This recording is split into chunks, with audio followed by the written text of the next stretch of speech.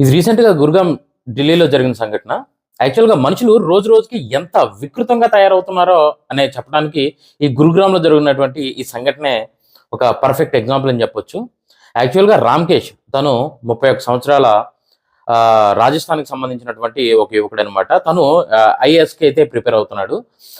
గురుగ్రామ్‌లో ఉన్నటువంటి ఒక ఏరియాలో ఫిఫ్త్ ఫ్లోర్‌లో ఒక చిన్న రూమ్‌లో అయితే తను అక్కడ ఉంటూ కూడా ఐఏఎస్‌కి అయితే ప్రిపేర్ అవుతున్నాడు. ఎన్నో కలలతో రాజస్థాన్ నుంచి ఢిల్లీకి అయితే ఈ అబ్బాయి అయితే రావడం జరిగింది. ఈ అబ్బాయి కూడా ఒక మిడిల్ క్లాస్ ఫ్యామిలీకి సంబంధించినటువంటి అబ్బాయి. వాళ్ళ పేరెంట్స్ ఎవరైతే ఉన్నారో వాళ్ళ స్తోమతకు మించి కూడా ఈ అబ్బాయిని ఎలాగైనా సరే తన కోరిక ఏదైతే ఉందో ఐఏఎస్ అవ్వాలనే కోరికని సుమారుగా నాకు తెలిసి 31 ఇయర్స్ అంటే నాకు తెలిసి ఒక 2, 3 సార్లు కూడా అటెంప్ట్ చేసి ఉండొచ్చు. అంటే వాళ్ళు ఎంత అబ్బాయి పైన ఇన్వెస్ట్ చేశారు, ఎంత కష్టపడి వాళ్ళు చదివిస్తున్నారు అనే దానికి ఒక ఎగ్జాంపుల్. ఎందుకంటే 31 ఇయర్స్ అబ్బాయి అంటే మనకి డిగ్రీ ఇవన్నీ అయిన తర్వాత మనకి ఐఏఎస్ ప్రిపేర్ అయ్యే ఛాన్సెస్ అయితే ఉంటాయి. సో 31 ఇయర్స్ అంటే మనకి నార్మల్‌గా చూసుకున్నట్టయితే 21 ఇయర్స్ అయితే మనకి డిగ్రీ ఫినిష్ అయ్యే ఏజ్ మంది. అంటే 31 ఇయర్స్ అంటే ఈ అబ్బాయి నాకు తెలిసినంత వరకు 2, 3 అటెంప్ట్స్ కూడా చేసి ఉండొచ్చు. సో అంత నిష్ఠతో ఆ అబ్బాయి అంత మిడిల్ క్లాస్ ఫ్యామిలీ నుంచి వచ్చి అంత చిన్న గదిలో, ఇరుకైన గదిలో గత 2 సంవత్సరాల నుంచి అదే రూమ్‌లో ఉంటున్నాడంట ఆ అబ్బాయి. అక్కడ లోకల్ వాళ్ళు చెప్తున్న దాని ప్రకారం కూడా. సో అక్కడ ఉంటూ కూడా ఏఐఎస్‌కి ప్రిపేర్ అవుతూ ఎన్నో కలలతో ఏఐఎస్‌కి అయితే ప్రిపేర్ అవ్వడం జరుగుతుంది. అయితే సడెన్‌గా ఏమైందో ఏంటో తెలీదు గానీ యాక్చువల్‌గా ఈ రూమ్‌లో ఆ అబ్బాయి శవమై కనిపించాడు. కంప్లీట్‌గా కాలిపోయి. ఎంత దారుణమైన పరిస్థితుల్లో అంటే అసలు గుర్తించడానికి కూడా అసలు నిజంగా అది ఒక విపత్కరమైన పరిస్థితుల్లో బాడీని గుర్తించే పరిస్థితి అన్నమాట. యాక్చువల్‌గా ఫోరెన్సిక్ వాళ్ళొచ్చారు.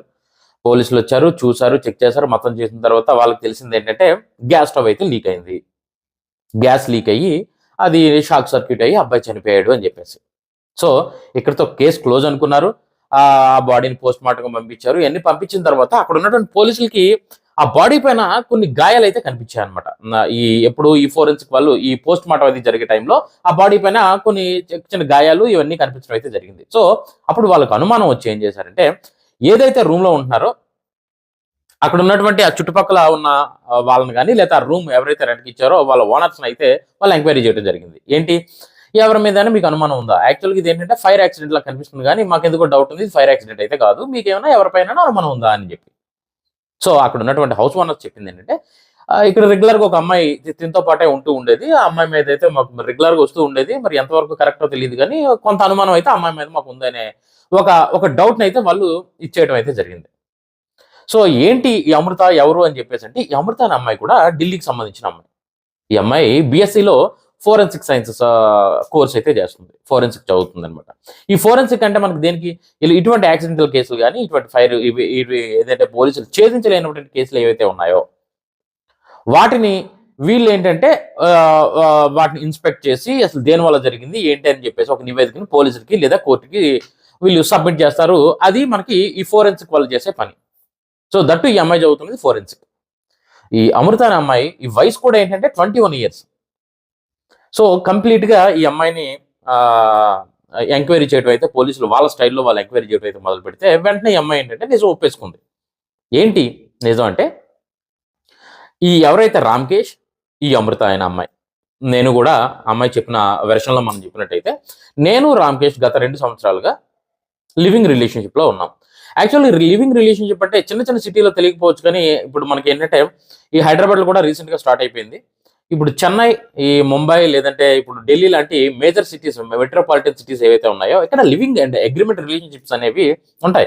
ఇప్పుడు యాక్చువల్గా ఏంటంటే ఇప్పుడు మాకున్న జనరేషన్లో ఇది అవ్వచ్చు కానీ ఇప్పుడు ఉన్నటువంటి జనరేషన్ జంజీ కిడ్స్ అందరూ కూడా సో వీళ్ళకి చాలా సింపుల్ థింగ్ అనమాట. ఒకప్పుడు రిలేషన్ అంటే చాలా పెద్ద విషయం. అది ఒక రిలేషన్లో ఉండాలి, ఒకరితో కంటిన్యూ అవ్వాలి అని చెప్పేసి అంటే అది పెళ్లి వరకు వెళ్తేనే అసలు అసలు ఆ రిస్క్లు ఆ చేజులు అంతా కూడా అది వేరే లెవెల్లో ఉండేది. నాకు తెలిసినంత వరకు మీరు 90s కిడ్స్ అయితే మీకు తెలుస్తూ ఉంటుంది.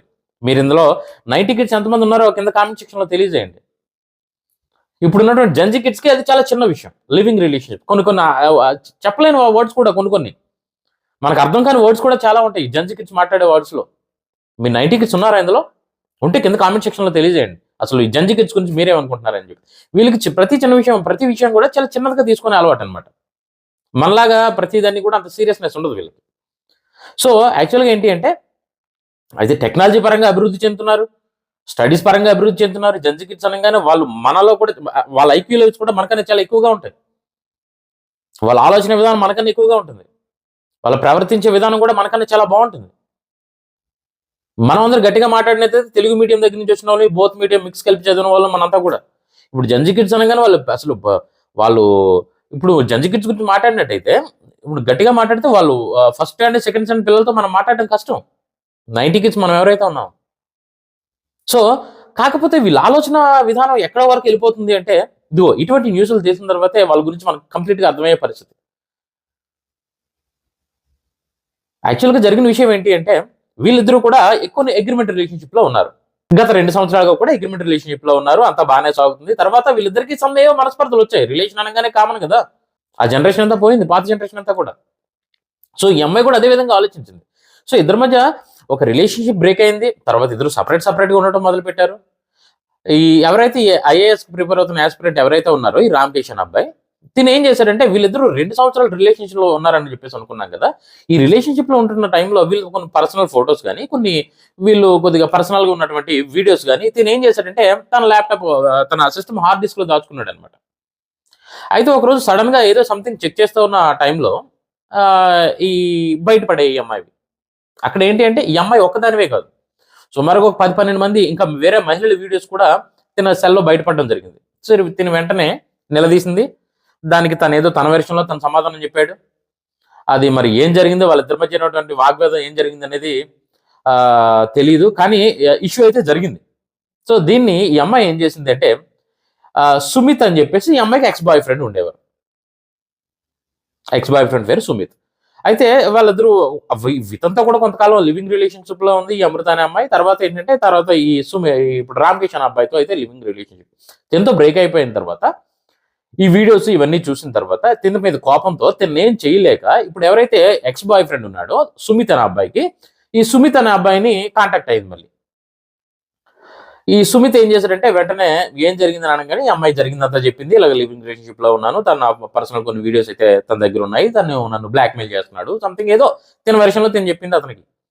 సో, దానికి తను ఓవర్‌గా రియాక్ట్ అయిపోతూ యాక్చువల్‌గా సుమిత్ అనే అబ్బాయి వయసు కూడా నియర్లీ 30. ఈ అమ్మాయిదైతే 21. నాకు తెలిసినంత వరకు ఈ అమ్మాయి వయసుకి ఇన్ని ఆలోచనలు రాకపోవచ్చు నాకు తెలిసి.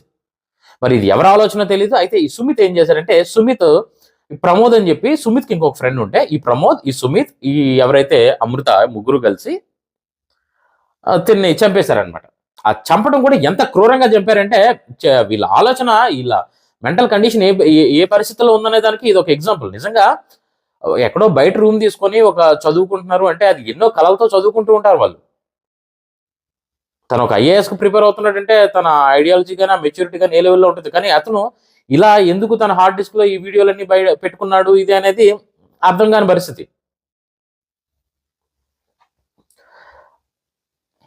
చాలా మంది మనలో కూడా ఏఎస్ అని కాకపోవచ్చు. చాలా మంది బ్యాంక్ ఎగ్జామ్స్‌కి గాని, లేదా కానిస్టేబుల్ ఎగ్జామ్స్‌కి మనం చూసినట్టయితే హైదరాబాద్, అమీర్పేటలో అవ్వచ్చు, లేదంటే కాకినాడ మనకు కొన్ని కోచింగ్ సెంటర్‌లు ఉన్నాయి. విశాఖపట్నం ఇటువంటి ఎక్కడో చెన్నై ఇటువంటి సిటీస్‌లో చాలా మంది కూడా ఇళ్లలో వదిలేసి, అమ్మానాన్నలని దూరం వదిలేసి వాళ్ళు ఏదో కష్టపడుతూ ప్రతి రూపాయి కష్టపడుతూ వాళ్ళు మనకు పంపిస్తూ ఉంటే, మనం బయటుండి చదివి వాళ్ళని ఏదో ఉద్ధరిద్దాం అని చెప్పేసి బయటెళ్లి చదివే పరిస్థితి. ఎంతో మంది స్టూడెంట్స్ ఉన్నారు. అందరిని నేను ఎలా అని చెప్పట్లేదు నేను.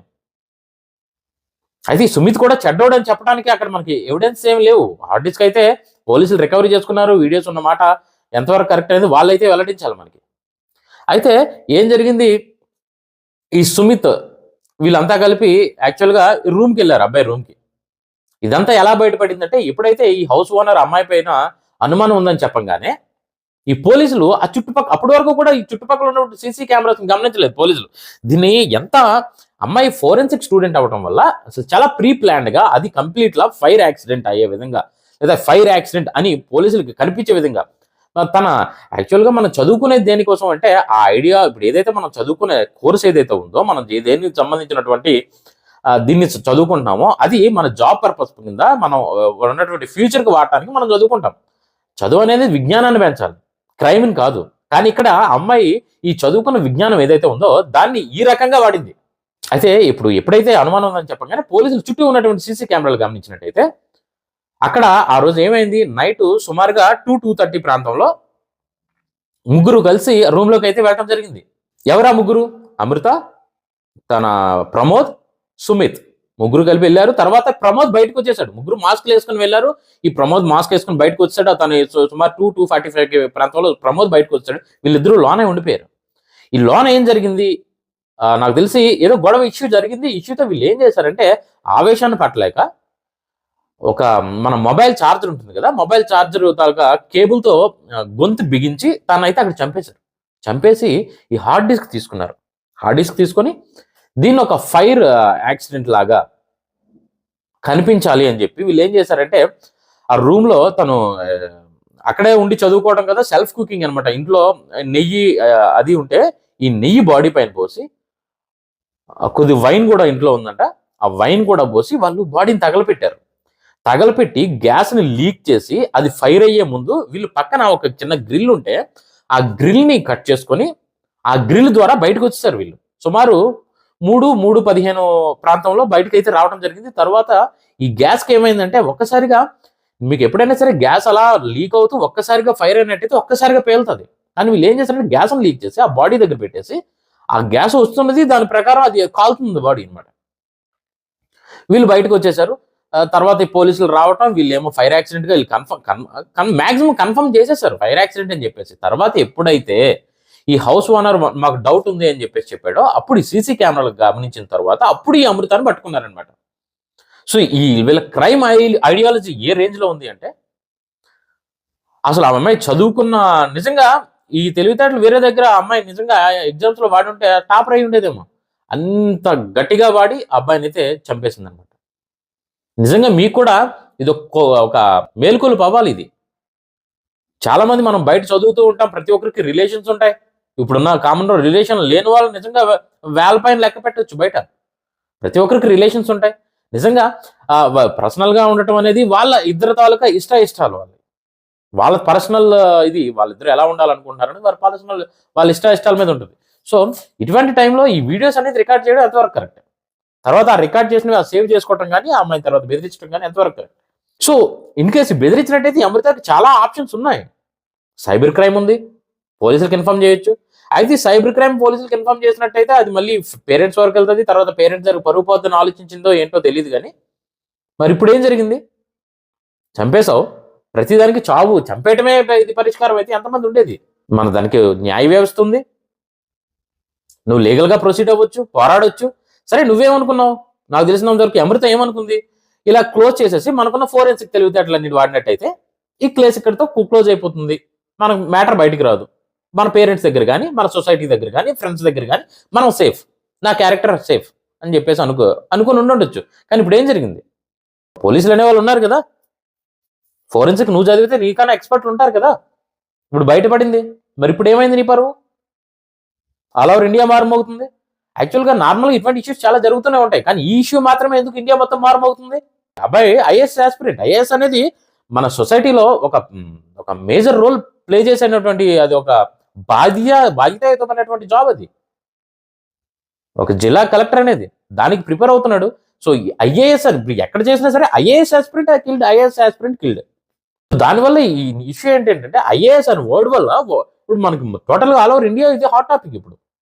ఇప్పుడు నార్మల్గా రిలేషన్షిప్లో ఉండేటప్పుడు మరి అబ్బాయి కూడా కొంత మిస్టేక్ అనే చెప్పొచ్చు మనం. తర్వాత ఏం జరిగింది అనేది అబ్బాయికి అమ్మాయికి తెలిసిన విషయం. కానీ ఇంత దారుణమైన పరిస్థితుల్లో ఆ క్రూయాలిటీ, ఆ మైండ్ అనేది అంత దారుణంగా ఆలోచించడం ఎంతవరకు కరెక్ట్? దీని గురించి మీరైతే ఏమనుకుంటున్నారు? ఇలా చంపడం ఎంతవరకు కరెక్ట్? అంటే న్యాయపరంగా ఈ అమ్మాయి పోరాడినట్టయితే న్యాయం జరగదని చెప్పిందా, లేదంటే పట్టు పడనని చెప్పిందా? సో ఈ విషయం గురించి మీరేమనుకుంటున్నారు? మా కోసం కింద కామెంట్ సెక్షన్లో తెలియజేయండి. సో దీని గురించి మనం, ఎందుకంటే యాజ్ ఎ సొసైటీలో, అదే సొసైటీలో మనం బతుకుతున్నాం. సో మంచి చెడులు తెలుసుకొని ప్రవర్తించాల్సిన ఇంకిత జ్ఞానం అనేది ప్రతి మనిషికి ఉండాలి. ఇది ఎంతవరకు కరెక్ట్ అని చెప్పేసి మీరు అనుకుంటున్నారు? ఇప్పుడు చంపేశారు, పట్టుపడనని చెప్పేసి అనుకున్న అమృత ఈరోజు ఆ ముగ్గురిని అరెస్ట్ చేశారు.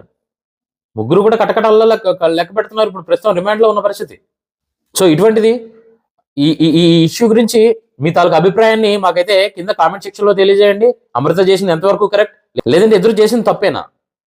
మీరేమనుకుంటున్నారో మా కింద కామెంట్ సెక్షన్లో మీ తాలూకు అభిప్రాయాన్ని, మీ వాల్యుబుల్ అభిప్రాయాన్ని మా కోసం కింద కామెంట్ సెక్షన్లో అయితే తెలియజేయండి. ప్రతిరోజు మన ఛానల్లో ఇటువంటి వీడియో అయితే ఒకటి వస్తూ ఉంటుంది. ఇటువంటి వీడియో ప్రతిరోజు మా నుంచి మీరు కోరుకున్నట్టయితే మా కోసం ఒక లైక్, కామెంట్, సబ్స్క్రైబ్ అయితే చేసుకోండి. ఈ వీడియో మీకు నచ్చిందా? మీకు నచ్చినట్టయితేనే సబ్స్క్రైబ్ చేసుకోండి. మీరు చేసే ఒక్కొక్క సబ్స్క్రైబ్, మీరు చేసే ఒక్కొక్క కామెంట్, ఒక్కొక్క లైక్ మాకు ఇటువంటి మరిన్ని వీడియోలు చేయడానికి తోడ్పడుతుందని చెప్పేసి ఆశిస్తూ, this is Satish signing off.